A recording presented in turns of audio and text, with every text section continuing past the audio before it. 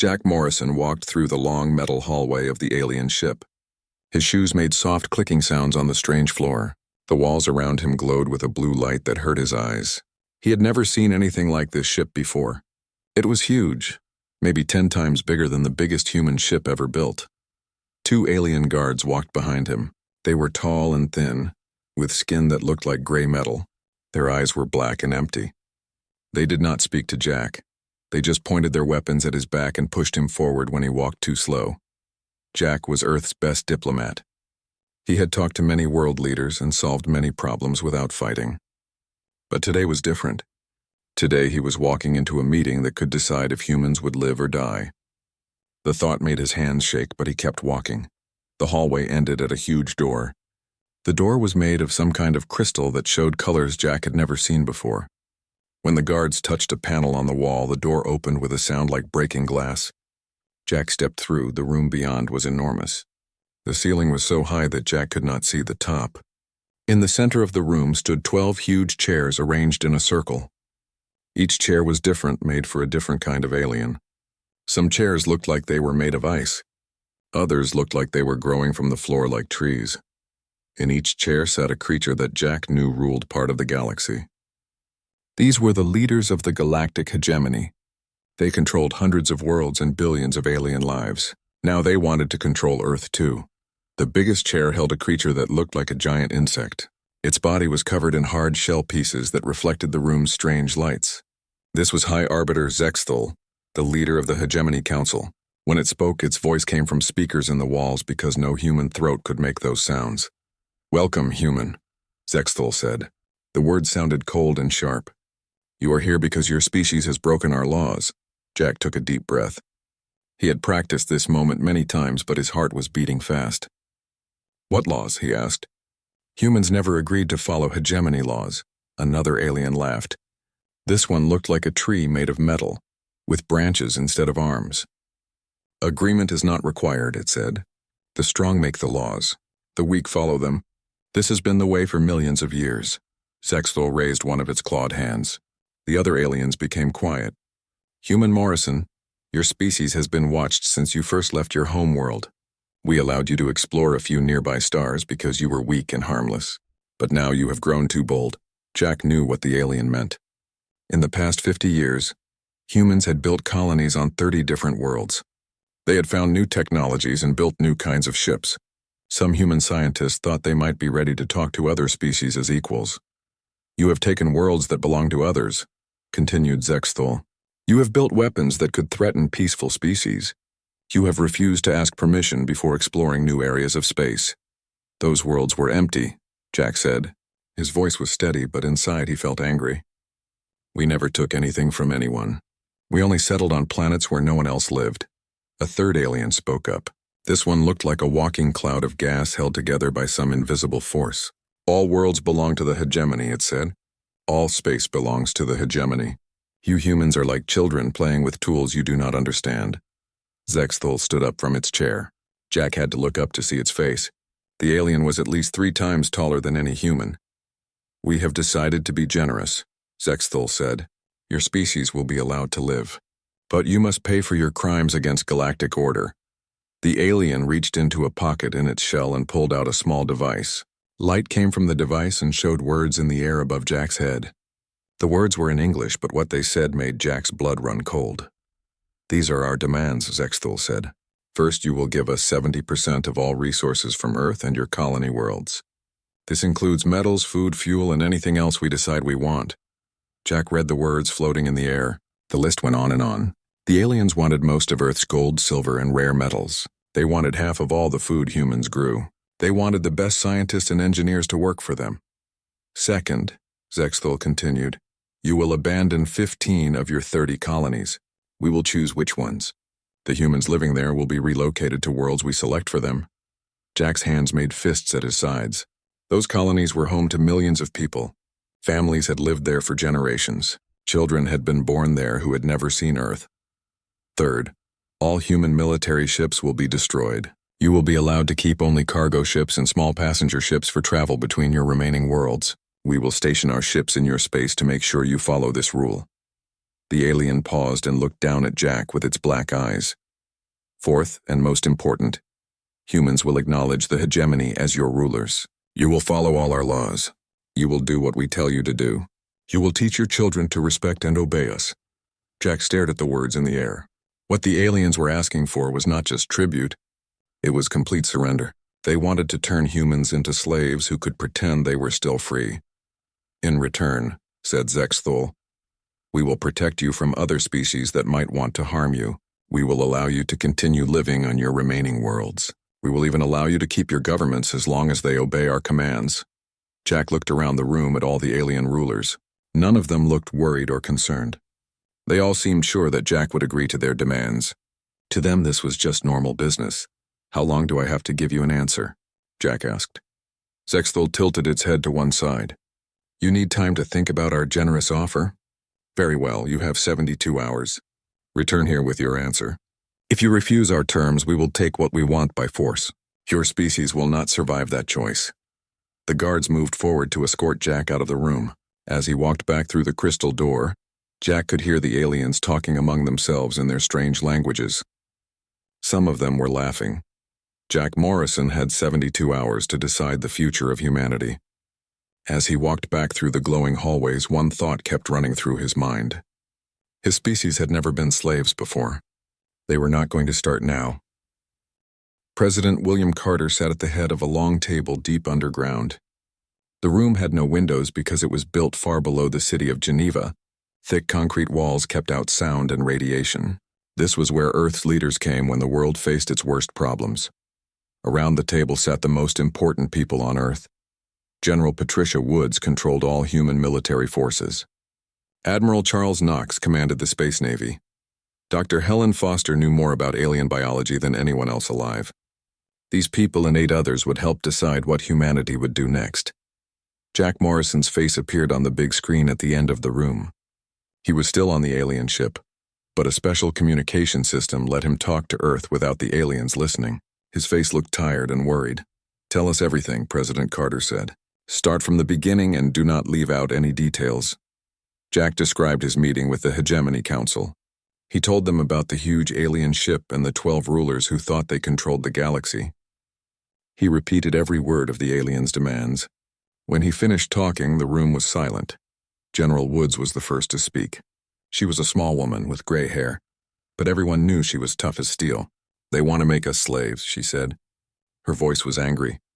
They are trying to be nice about it, but that is what this is. Slavery with better food. Admiral Knox nodded his head. He pulled up pictures on the room's computers. The pictures showed worlds that already paid tribute to the hegemony. I have been studying their client species for months, he said. Look at what happens to civilizations that accept hegemony protection. The pictures were horrible. They showed cities where aliens lived in small, dirty buildings. They showed factories where alien workers made things for their hegemony masters. They showed schools where alien children learned that their own species was inferior and weak.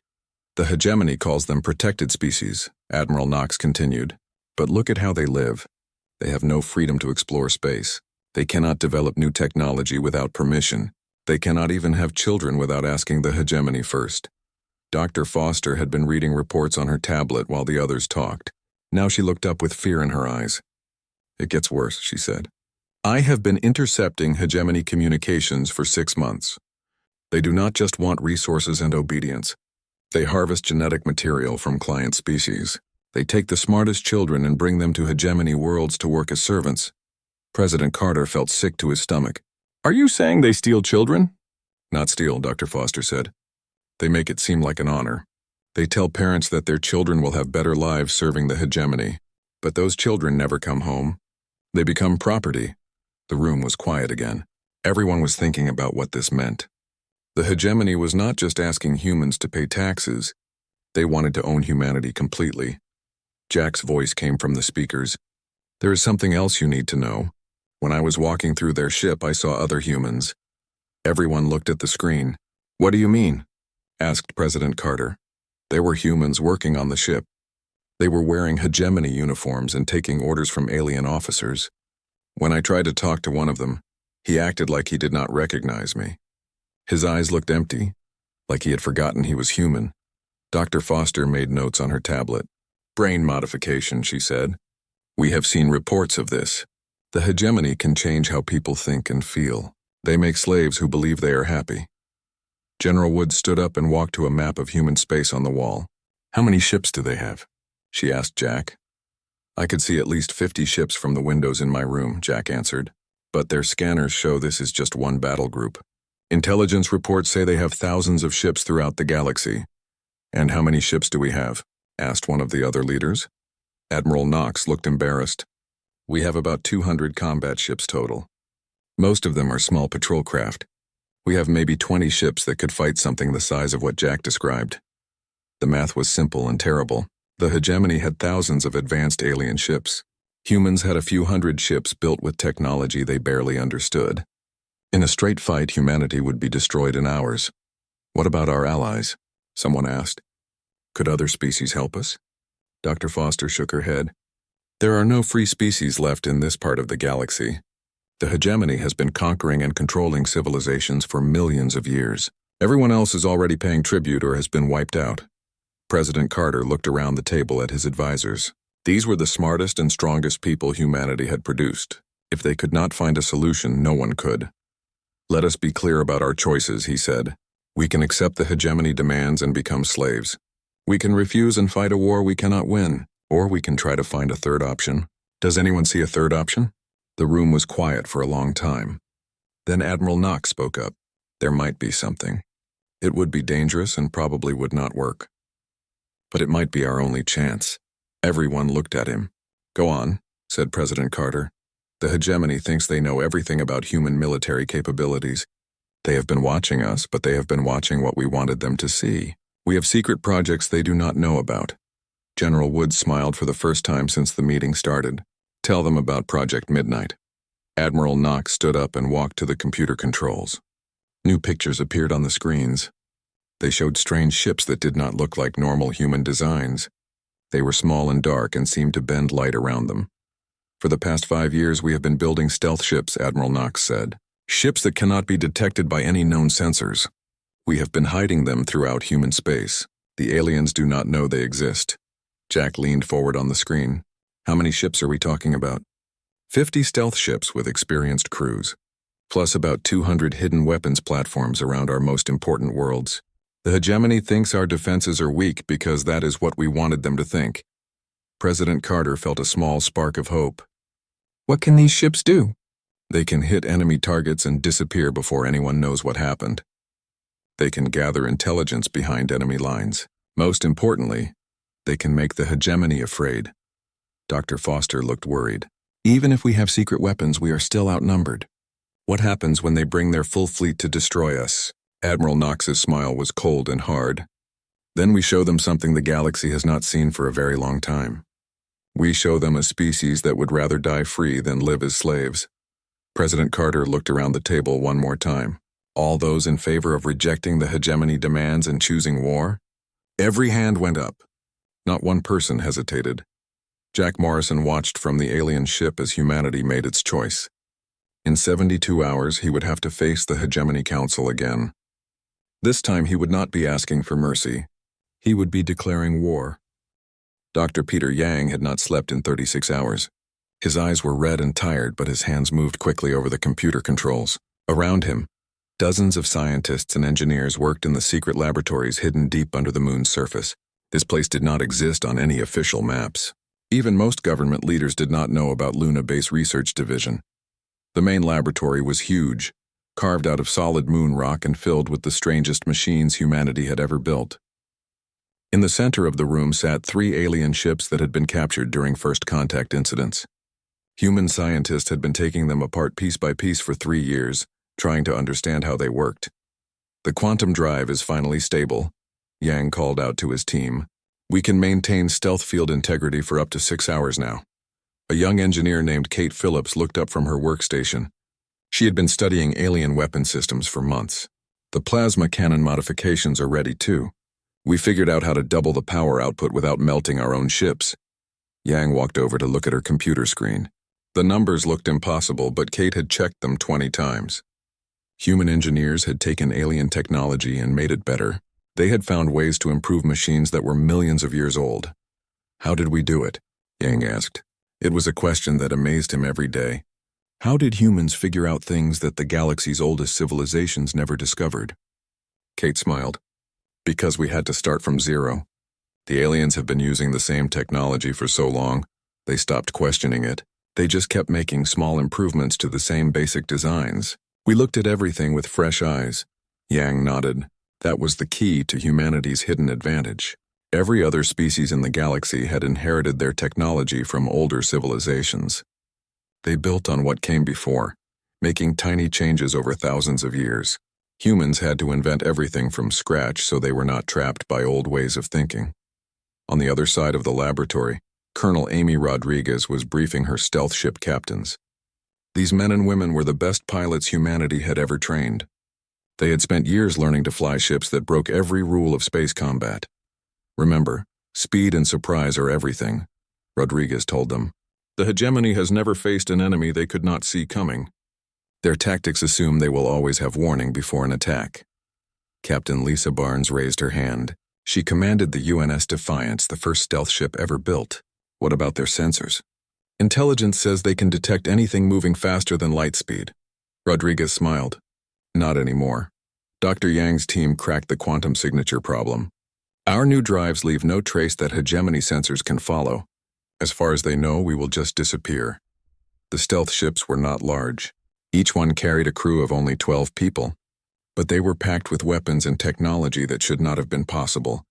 Human engineers had combined alien energy shields with human computer systems. They had built missile launchers that could fire through dimensional gaps. They had created ships that could be in two places at the same time. Yang walked over to join the military briefing. How many ships are ready for combat? He asked Rodriguez. 47 stealth ships with full crews and weapons. 3 more should be ready in the next 24 hours. Plus we have the hidden defense platforms around Earth, Mars, and 15 colony worlds. Yang felt proud and scared at the same time. Humanity had built an invisible navy that could strike anywhere in the galaxy. But they were still badly outnumbered. The hegemony had thousands of ships and millions of years of combat experience. There's something else we need to discuss, Yang said. He led Rodriguez and Barnes to a sealed room within the laboratory. Inside was humanity's most secret project. The room contained a single machine that looked like a large metal sphere. Cables and wires ran from it to computers that filled the walls. The sphere hummed with power that made the air around it shimmer and bend. What is it? Barnes asked. We call it the reality engine, Yang said. It can manipulate space and time on a local level, change the laws of physics in a small area. Rodriguez stared at the machine. That should be impossible. The hegemony thinks so too. They abandoned this line of research millions of years ago because their scientists said it could not work, but we proved them wrong. Yang walked to the control panel and activated a demonstration. The air above the sphere began to glow and twist. Suddenly there were 2 spheres where there had been one before. Then the copies faded and there was just 1 sphere again. We can create temporary duplicates of objects. We can make gravity work backwards in a small space. We can even slow down time for everything inside a field generated by this machine. Barnes understood immediately. You could put one of these on a ship, make it impossible for enemies to hit because time moves differently around it. Or we could put one on a planet, Rodriguez added. Make it so hegemony weapons just bounce off our shields. Yang nodded. We have built 12 of these devices, small ones that can fit on our stealth ships. They will give us advantages that no one in the galaxy expects. The 3 humans stood in silence thinking about what this meant. Humanity had spent 3 years preparing for a war they hoped would never come. Now that war was only hours away. Will it be enough? Barnes asked. Yang looked at the reality engine and thought about all the impossible things his team had accomplished. I do not know, but we have given ourselves a chance. That is more than any species has had against the hegemony for a very long time. Rodriguez checked her watch. My ships need to be in position in 6 hours. The hegemony deadline expires in 36 hours. If Ambassador Morrison gives them our answer, they will probably attack immediately. Yang walked back to his computer terminal and began entering commands. Then we better make sure our weapons work perfectly. Kate, run final diagnostics on all stealth systems. Colonel, get your pilots to their ships. If we are going to fight the galaxy's greatest military power, we are going to do it right. As the 3 humans prepared for humanity's greatest battle, None of them noticed the small device hidden in the laboratory wall. It looked like part of the normal equipment, but it was actually a hegemony spy probe that had been placed there months before. The probe had been recording everything that happened in the laboratory. It had watched humans build impossible weapons and master technology that should have taken thousands of years to develop. It had seen the reality engine work and recorded the specifications of humanity's stealth ships. But the probe had a problem. It could not transmit its information to the hegemony fleet because human scientists had surrounded Luna Base with jamming fields that blocked all communications. The probe would have to wait until the battle started and the jamming fields were turned off. By then, it might be too late for the information to help the hegemony. Humans had built their secret weapons assuming that their enemies would discover them eventually. They had planned for their advantages to be temporary. The question was whether temporary would be long enough. Jack Morrison walked through the alien ship's corridors with steady steps. This time was different from his first visit. This time he knew he was walking into a death sentence for either humanity or the hegemony. There would be no middle ground after today. Behind him followed Lieutenant Dan Cooper and Sergeant Mary Johnson, two of humanity's best Special Forces soldiers. They were disguised as diplomatic assistants, but hidden in their clothes were weapons and recording devices. They had volunteered for what was probably a suicide mission. The alien guards led them to the same crystal door as before. When it opened, Jack saw that the Hegemony Council chamber had changed. Now it was filled with holographic displays showing human colonies and Earth itself. The aliens had been planning their conquest while waiting for humanity's answer. High Arbiter Zexthul looked down at Jack from its massive chair. The other 11 alien rulers watched with the confidence of predators who knew their prey could not escape. "Human Morrison," Zexthul said, "you have returned with your species' answer. We assume you have accepted our generous terms." Jack stood straight and looked up at the towering alien. "I have an answer from the President of Earth and the Colonial Council. But first I want to tell you something about human history." Several of the aliens made sounds that might have been laughter. The one that looked like a metal tree spoke up. "We do not need lessons from a species that has existed for less than 1 million years. "This will only take a minute," Jack said. He activated a small device in his pocket. Throughout the ship, hidden human infiltration teams received the signal and began their final preparations. There was once a great empire on Earth called Rome. They were powerful and controlled most of the known world. But sometimes small groups of people refused to submit to Roman rule. Zexthul made an impatient gesture. "What does this ancient history have to do with your answer?" "The Romans had a saying," Jack continued. "They said it was better to create than to destroy, but it was also better to destroy than to be enslaved. We humans have decided to embrace both parts of that philosophy." Jack reached into his jacket and pulled out a small communicator. The alien guards moved forward, but Jack activated it before they could stop him. "This is Ambassador Morrison to all human forces," he said clearly.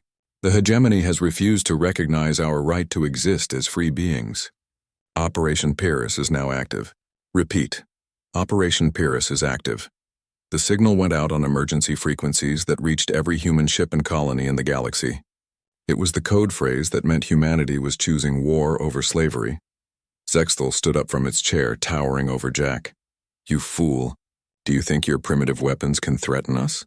We will crush your species and take what we want from the ashes." Jack smiled. "You might be right. But you are going to learn something today that you have forgotten after millions of years of easy victories. You are going to learn what happens when you threaten a species that refuses to kneel." The first sign that something was wrong came from the hegemony fleet's sensor operators. Ships that had been patrolling human space simply disappeared from their screens. No explosions, no distress signals, no warning. One moment the ships were there, the next moment they were gone. Captain Lisa Barnes watched from the bridge of the UNS Defiance as her weapons locked onto a hegemony destroyer. The alien ship had no idea it was being targeted. Its crew was probably drinking victory celebrations and dividing up the loot from human worlds. "Fire," Barnes said quietly. The Defiance's plasma cannons fired through dimensional rifts that opened directly inside the enemy ship. The destroyer exploded before its crew knew they were under attack. By the time the explosion faded, the Defiance had already jumped to a new location. Across human space, 47 stealth ships began the galaxy's first invisible war. They struck hegemony patrols, supply convoys, and communication stations. Each attack lasted only seconds before the human ships vanished like ghosts. The hegemony commanders tried to respond, but how do you fight an enemy you cannot see? Their sensors showed empty space where their ships were being destroyed. Their tactical computers had no data to analyze because the attackers left no traces. On the hegemony flagship, alarms began sounding throughout the ship. Zexthal's confident expression changed to confusion, and then to anger. "Report," the alien leader demanded. A junior officer that looked like a walking pile of crystals spoke in a voice full of fear. "Hi, Arbiter. We are receiving distress calls from 17 patrol groups. They report being under attack by invisible enemies. 12 ships have been destroyed so far." "Impossible," said the metal tree alien. "Humans do not have stealth technology. Our sensors can detect anything they have ever built." Jack laughed. "You have been watching us for 50 years and you think you know everything about human capabilities. But you only saw what we wanted you to see. You have been studying our old technology while we built new things you never imagined." Another alarm sounded. This time it was closer and louder. "Hi, Arbiter," called another officer. "Something has happened to our escort ships. All 6 destroyers have stopped responding to communication attempts." Through the chamber's huge windows, Jack could see 6 hegemony destroyers floating dead in space. They had not exploded. They had just stopped working as if someone had turned off a switch. Lieutenant Cooper whispered to Jack, "EMP bombs. They shut down the ship's power systems without destroying them." Jack nodded. Phase 1 of Operation Pyrrhus was working perfectly. Human forces were not trying to destroy the entire hegemony fleet. They were showing the aliens that their mighty armada could be defeated by enemies they could not see or understand. Zexthal turned to face Jack with hatred burning in its black eyes. "You think these tricks will save you? We have thousands of ships. Even if you destroy half of them, you cannot win." "You are right," Jack said. "We probably cannot win a total war against the hegemony. But we do not need to win. We just need to make victory cost more than you are willing to pay." The alien leader did not understand. "What do you mean?" Jack activated his communicator again. "Phase 2, he said simply. Throughout the galaxy, human sleeper agents who had been placed on hegemony worlds years earlier received their activation codes. These agents had spent years learning alien languages and customs. They had jobs in hegemony factories, government offices, and military bases. Now they began the largest sabotage operation in galactic history. Power grids failed on 12 hegemony worlds. Transportation systems shut down. Communication networks went dark. Food distribution centers stopped working. The aliens who ruled the galaxy discovered that their civilization depended on systems that humans had quietly infiltrated. "This is impossible," Zexthal roared. "How do you have agents on our homeworlds?" Jack's smile grew wider. "We are a curious species. When we learned about the hegemony, we did not just build weapons. We sent people to study you, to learn how you think and how you live. Some of those people never came home. They stayed to wait for a day like today." Sergeant Johnson checked her watch and whispered to Jack. "Phase 3 starts in 60 seconds, Jack." Looked up at the alien rulers who had been so confident an hour earlier. Now they were confused and afraid. Their perfect order was falling apart around them. "You wanted tribute from humanity," Jack said. "You thought we would be grateful for the chance to survive as your slaves. But you made one critical mistake. You assumed we would react like all the other species you have conquered. You thought we would choose survival over freedom." The chamber's lights flickered as explosions echoed through the flagship's hull. Human infiltrators were attacking the ship from the inside while stealth ships hit it from the outside. "This is your last chance," Zexthal said. "Surrender now and some of your species will survive. Continue this futile resistance and we will sterilize every human world." Jack shook his head. "You still do not understand. We would rather die free than live as slaves, and we are going to make sure that if humanity dies, the hegemony dies with us." The battle for human freedom raged across the galaxy for 6 months. Every day brought new reports of impossible victories and terrible losses. The hegemony had never faced an enemy like humanity, and humans had never fought a war this large or this desperate. Captain Lisa Barnes stood on the bridge of the UNS Defiance as her ship hung in space above a liberated world. Below them, the planet Kepler 442b was celebrating its first day of freedom in 300 years. The aliens who lived there had been hegemony slaves for so long, they had forgotten what independence felt like. Status report, Barnes said to her communications officer. Lieutenant Mike Davis looked up from his console. We have confirmation from Fleet Command. The Hegemony's 4th Battle Group has retreated from the Centauri system. Admiral Knox reports that 17 enemy ships were destroyed, and the rest are running back to Hegemony space. Barnes felt a mixture of pride and exhaustion. Human forces had won another victory, but every victory came at a cost. They had started the war with 50 stealth ships. Now they had 31 left. Good people had died to free worlds they had never seen.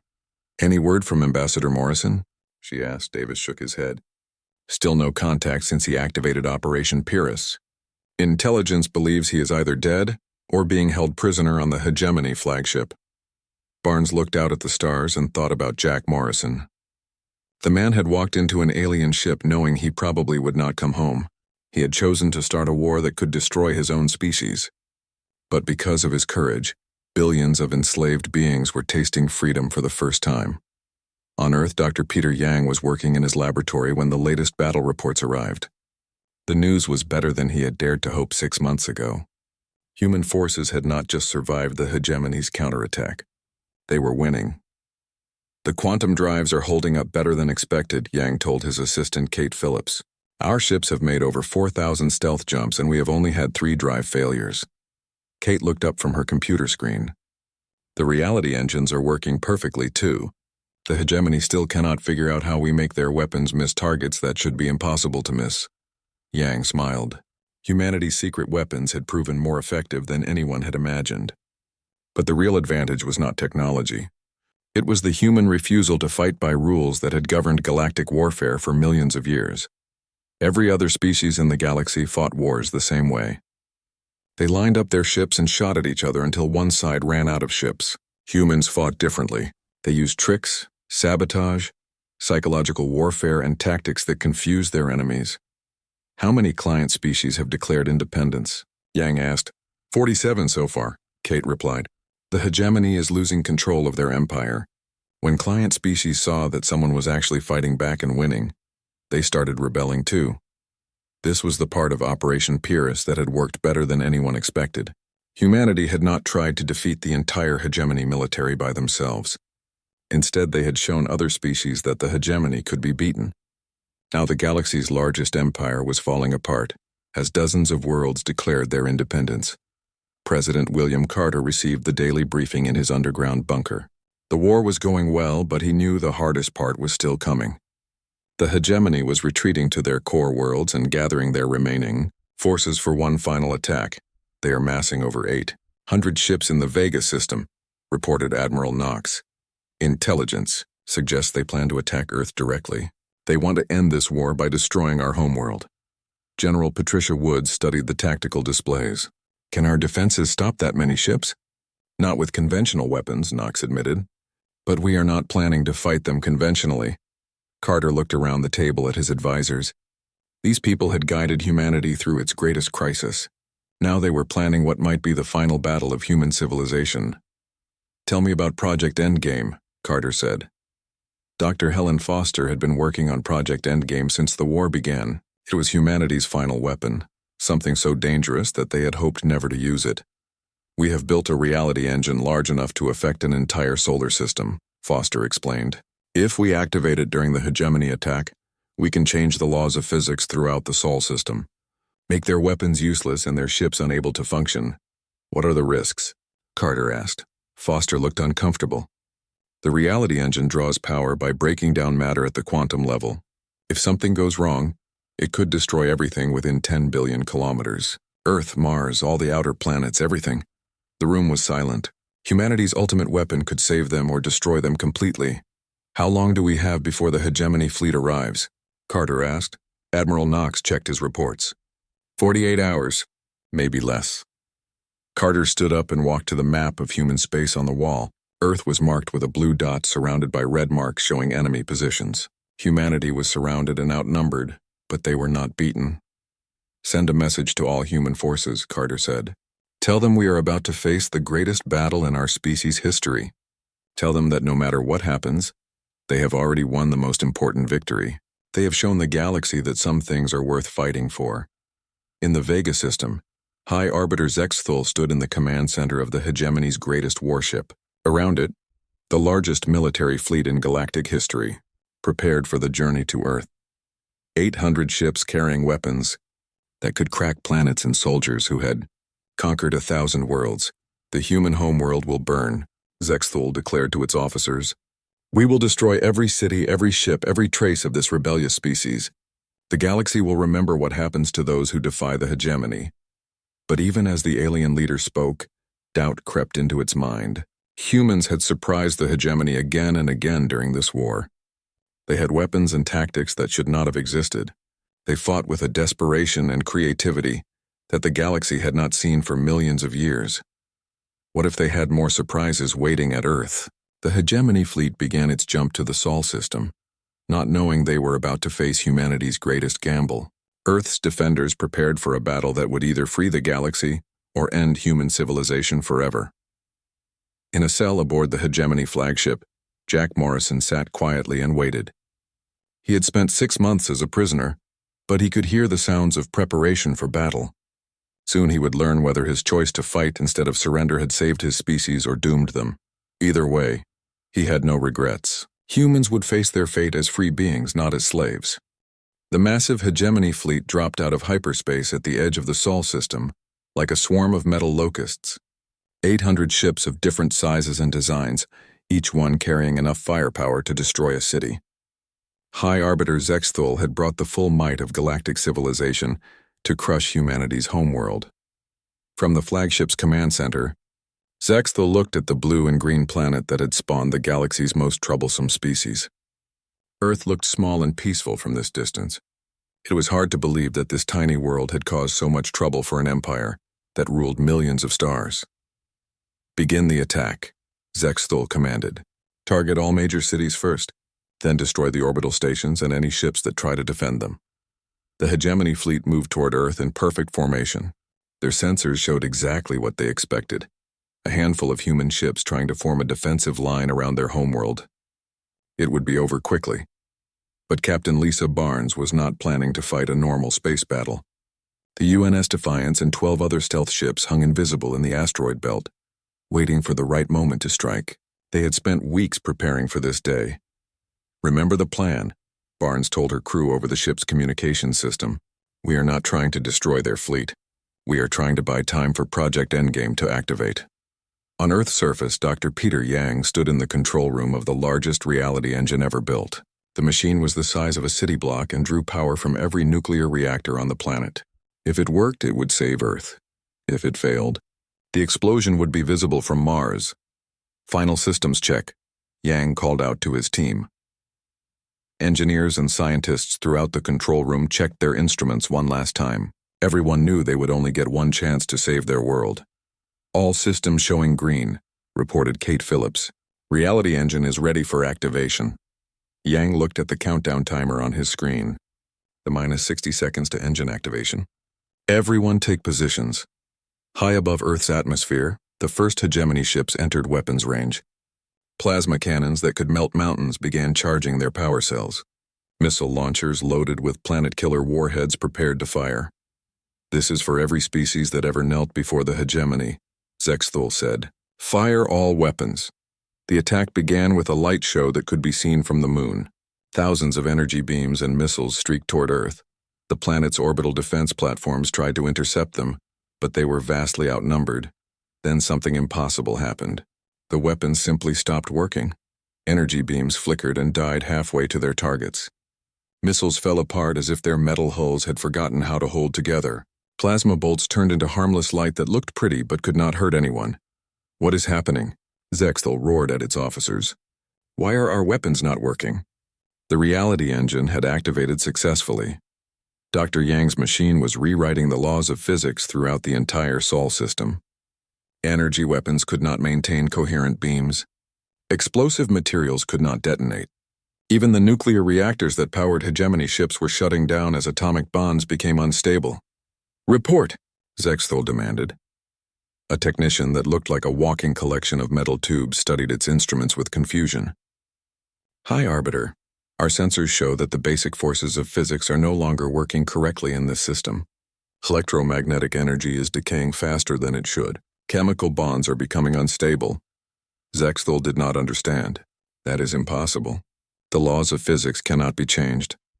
Apparently they can, said a familiar voice from behind the alien leader. Zexthul turned to see Jack Morrison walking into the command center. The human was no longer wearing prison clothes. Instead, he was dressed in the uniform of a Earth Diplomatic Corps.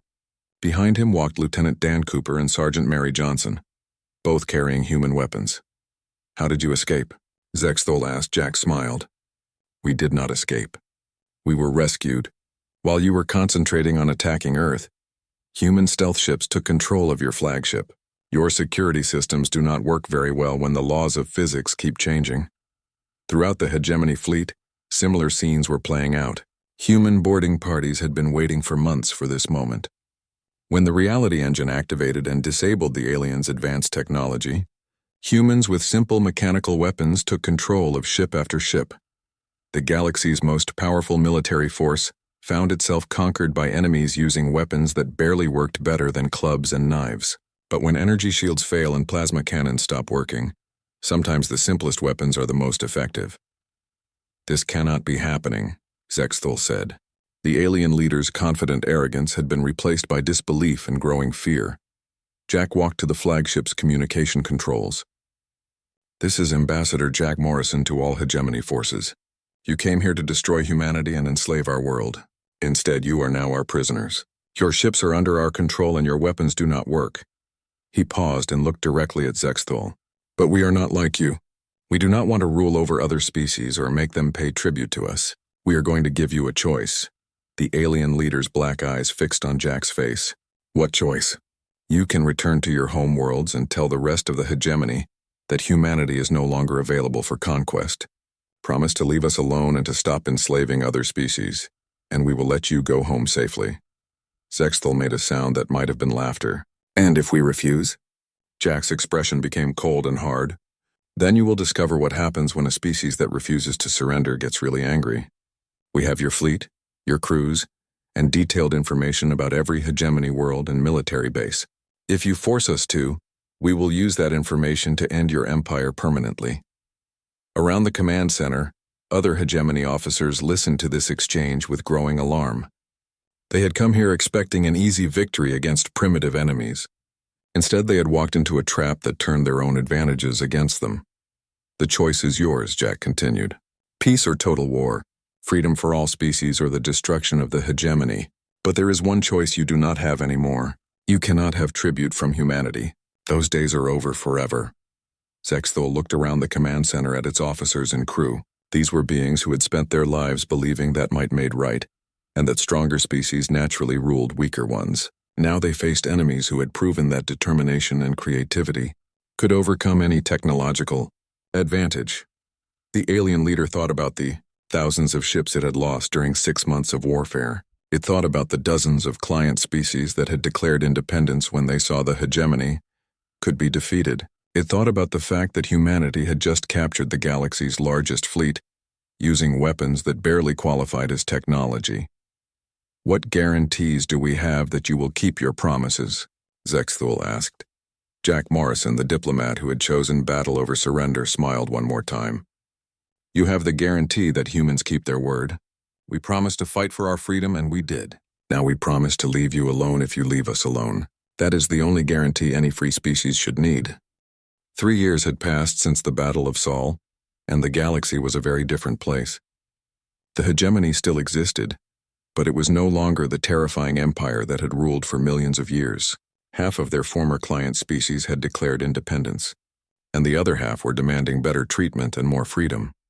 Jack Morrison stood on the observation deck of humanity's newest space station, Freedom Point, watching ships from dozens of different species dock at the trading posts below. Some of these aliens had been slaves just a few years ago. Now they were free traders, explorers, and diplomats building new relationships across the galaxy. Captain Lisa Barnes walked up beside him, carrying a report tablet in her hands. She had been promoted to admiral after the war, but she still preferred to captain her own ship when possible. "The latest numbers from the intelligence division," she said, handing Jack the tablet. 43 former hegemony client species have established their own governments. 21 of them have signed mutual defense agreements with Earth. The others are staying neutral for now, but they are all free. Jack read through the report with satisfaction. This was what they had fought for. Not conquest or revenge, but the simple right of species to choose their own futures. Any problems with the hegemony? He asked. Barnes shook her head. They have kept their word so far. High Arbiter Zexthul announced last month that the hegemony is officially ending its tribute system. They are calling it a restructuring of galactic relationships to save face. Jack laughed. The aliens who had once demanded submission from everyone they met were now trying to pretend they had always been reasonable. Politics was the same everywhere, it seemed. What about our stealth fleet? We still have 28 active ships, Barnes reported, but we are not hiding them anymore. We let everyone know where they are and what they can do.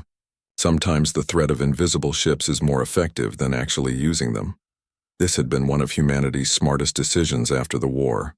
Instead of keeping their advanced weapons secret, they had demonstrated them to the whole galaxy. Now everyone knew that attacking human space would be very expensive and very dangerous. On the planet New Geneva, Dr. Peter Yang was giving a lecture to students from 17 different species. The University of Galactic Sciences had become the most popular school in this part of space, mainly because human teachers were willing to share knowledge that other species guarded jealously. The key to innovation is questioning everything you think you know, Yang told his mixed class of humans, aliens who looked like walking plants and creatures that seemed to be made of living crystal. The hegemony stopped advancing technologically because they assumed their ancestors had found the best solutions to every problem. A student that looked like a large butterfly raised one of its wings. Professor Yang, how did humans develop reality engine technology so quickly? Our species studied similar theories for thousands of years without success. Yang smiled. This was a question he got asked often. Because we started from zero. We did not have thousands of years of failed experiments telling us what was impossible. When we looked at the equations, we saw possibilities instead of limitations. The truth was more complex than that. But Yang had learned that simple explanations worked better for students who were still learning to think like scientists, instead of like subjects of an empire. After class, Yang walked to his private laboratory where his latest project was taking shape. He was working with a team of former hegemony scientists who had defected during the war. Together, they were developing technology that would help newly independent species defend themselves. The portable reality engine prototypes are ready for testing, reported Dr. Vexhai, a former hegemony researcher who looked like a giant insect but thought like a brilliant physicist. A single device can protect an entire city from orbital bombardment. Yang examined the machine, which was about the size of a refrigerator. 3 years ago, the reality engine that saved Earth had been the size of a city block. Human engineers had miniaturized the technology by combining it with alien knowledge of quantum mechanics. How many species have requested these defensive systems? Yang asked. 37 so far, replied Kate Phillips, who now ran the technology transfer program. We are building them as fast as we can, but the demand is incredible. Everyone wants protection against the kind of attack the hegemony used to launch. This was part of humanity's long-term strategy for galactic peace. They were not trying to build an empire of their own. Instead, they were making sure that no single power could dominate the galaxy again by giving defensive technology to anyone who wanted it. On Earth, President William Carter was meeting with representatives from the Galactic Freedom Alliance, a new organization that included most of the former hegemony client species. The meeting was taking place in the same underground bunker where humanity had decided to fight rather than surrender. The hegemony is requesting permission to send trade missions to 12 independent worlds, reported Ambassador Jennifer Walsh, who had taken over much of Jack Morrison's work so he could focus on long-term diplomatic strategy. They are offering very favorable terms. General Patricia Woods, now head of the Galactic Defense Coordination Center, looked skeptical. What do they really want? Carter studied the intelligence reports on his desk. They want to rebuild their economy. The tribute system supported their entire civilization for millions of years. Without it, they are struggling to feed their own populations. This was an ironic turn of events. The hegemony had grown so dependent on tribute from client species that they had forgotten how to be self-sufficient. Now they needed to trade with their former slaves to survive? Should we help them? Asked Dr. Helen Foster, who now served as Director of Interspecies Relations. Carter thought carefully before answering. We help them the same way we help everyone else. We trade fairly with anyone who trades fairly with us. We defend anyone who is attacked unjustly. But we do not give special favors to former enemies. And we do not trust them until they prove they have really changed. This balanced approach had become known throughout the galaxy as the human model of interspecies relations. It was based on the radical idea that all species should be treated with equal respect regardless of their size, age, or technological development. Back at Freedom Point, Jack Morrison received a priority message from the deep space monitoring stations. Long-range sensors had detected something unprecedented, ships from outside the galaxy approaching at faster-than-light speeds. Analysis suggests they are from the Andromeda Galaxy, reported the station commander. They are using technology we have never seen before. Estimated arrival time in our galaxy is 18 months. Jack stared at the report and felt a familiar mixture of excitement and concern. Humanity had just finished proving that the galaxy was big enough for all species to coexist in freedom. Now they were about to meet neighbors from an entirely different galaxy. Send a message to President Carter and the Alliance Council, Jack ordered. Tell them we may have new visitors coming, and start preparing first contact protocols based on everything we learned from dealing with the hegemony. He walked back to the observation window and looked out at the busy space lanes around Freedom Point. Ships from dozens of worlds moved peacefully through space that had once been controlled by a single oppressive empire. It was a beautiful sight, but Jack knew it might be fragile. If the approaching ships from Andromeda were peaceful explorers, they would be welcomed with the same respect humanity showed to all free species.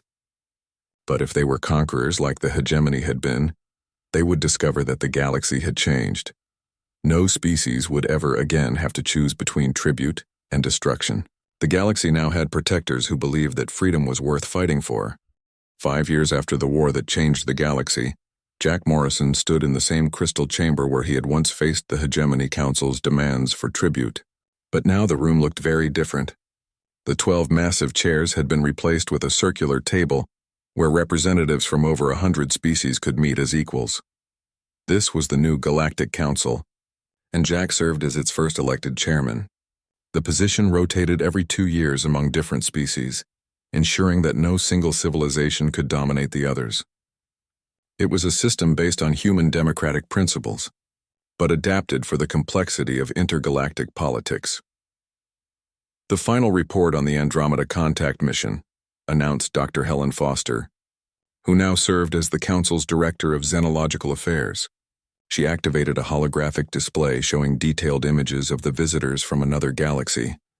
The Andromedans had arrived 18 months earlier, just as predicted, but unlike the hegemony, they had come as peaceful explorers seeking knowledge and friendship. Their technology was different from anything in the Milky Way, based on biological engineering rather than mechanical systems. Their ships were actually living creatures that had been bred for space travel over millions of years. The cultural exchange programs are proceeding well, Foster continued. Andromedan bioengineering techniques are helping us develop new medical treatments, while our reality engine technology is allowing them to explore dimensions they never knew existed. Jack smiled as he listened to the report. This was what first contact should be like. 2 civilizations learning from each other instead of one trying to dominate the other. High Arbiter Zexthul, now calling itself simply Counselor Zexthul, raised one of its clawed hands. The former hegemony leader had changed greatly over the past 5 years. It had learned to speak respectfully to other species and to listen to viewpoints that differed from its own. The hegemony worlds would like to contribute our historical archives to the joint research project, Zexthul said. We have records dating back 20 million years that might be valuable to the Andromedan studies of galactic evolution. This was a significant offer. The hegemony had guarded their knowledge jealously for millions of years, using it as another tool of control over client species. Now they were volunteering to share information that could benefit everyone. Captain Lisa Barnes, now Admiral Barnes and commander of the Galactic Defense Force, gave the military update. All sectors are reporting peaceful conditions. The last pirate group operating in the former hegemony territory was eliminated 3 weeks ago. Trade routes are secure and expanding. The Galactic Defense Force was another innovation based on human military principles. Instead of each species maintaining its own separate military, volunteers from all civilizations served together in integrated units. A typical starship crew might include humans, former hegemony citizens, newly liberated client species, and even some Andromedans who had decided to stay and help protect their new friends. The Deep Space Monitoring Network has detected something interesting, Barnes continued. Long-range sensors are picking up artificial signals from the direction of the Magellanic Clouds. It appears there may be other civilizations in those satellite galaxies as well. Jack felt the familiar thrill of discovery that had driven humanity to the stars in the first place. The universe was vast and full of wonders that no single species could explore alone. But working together, the various civilizations of the galaxy could reach further and learn more than any of them could accomplish individually. Dr. Peter Yang, now director of the Galactic Institute of Technology, gave the science report.